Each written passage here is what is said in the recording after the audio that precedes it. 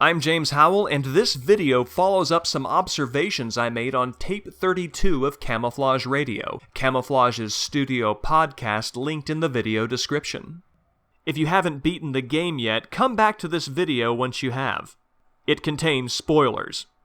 With that said, here are 3 Easter eggs embedded in Resident Evil 7, a masterpiece of a game.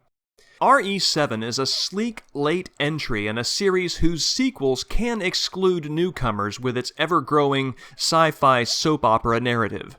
RE7 emphasizes atmosphere rather than the game's place in Resident Evil's canon, but it doesn't leave longtime fans in the cold. These Easter eggs are examples of that attention. First up, we have a nod to Resident Evil Revelations, released in 2012. Ethan finds the novel The Unveiled Abyss by Clive O'Brien right after he arrives in the Baker's mansion.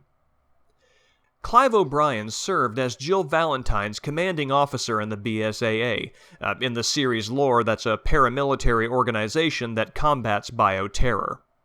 Like any video game CO worth his salt, he sent Jill on her mission with ulterior motives, but he proved to be a good guy in the end.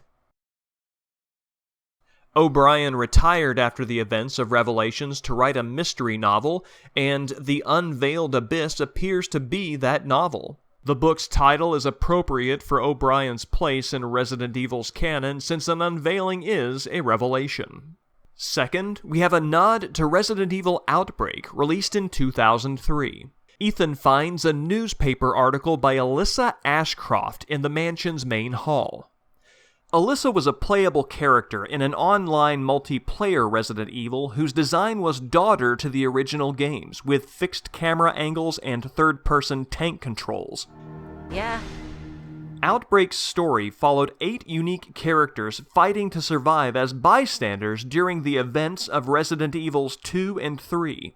Each character had a special skill appropriate to their story background, and Alyssa, as an investigative reporter, was the game's master of unlocking, with a spread of lockpicks to access unique items.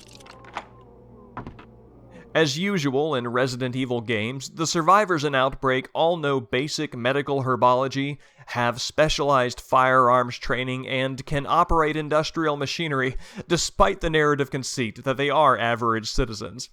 Happily, the newspaper article in Resident Evil 7 establishes that Alyssa canonically used these inspired skills to escape Raccoon City. Finally, and this one is my favorite, Resident Evil 7 refers to the older game's user interface when Ethan uses the touchpad to enter Lucas's death trap.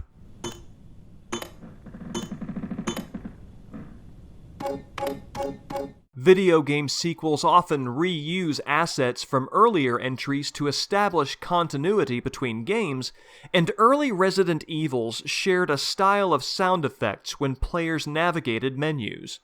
Here's one version of the style in Resident Evil 2.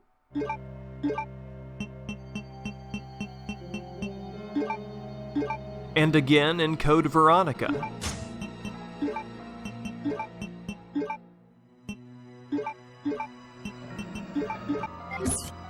Here's another more similar version in Resident Evil 3.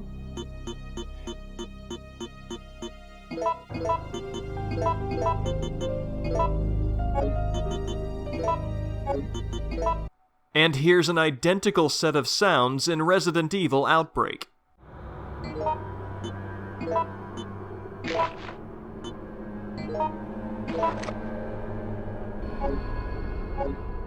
Resident Evil 7 repurposes those sounds for that puzzle.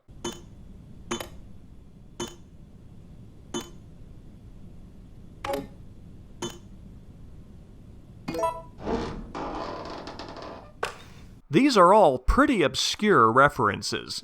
They're like a secret handshake between the developers and longtime series fans, yet they neither interfere with the experience nor exclude newcomers.